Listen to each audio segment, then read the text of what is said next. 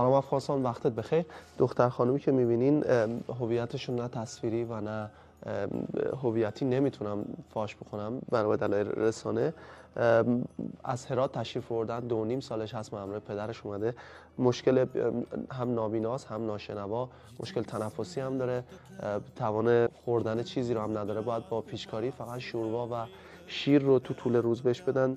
تو طول روزم پدرشون میگن روزی 1 ساعت بیشتر خواب ندارن بنا به دلایل عدیده تنفسی و گوارشی که دارن.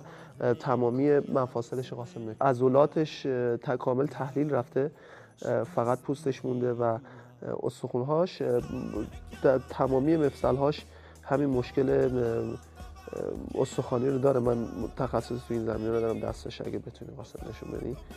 این مشکل رو حتی توی لگنش هم داره و توی زانوش هم این مشکل رو داره، مچ پاش هم هست.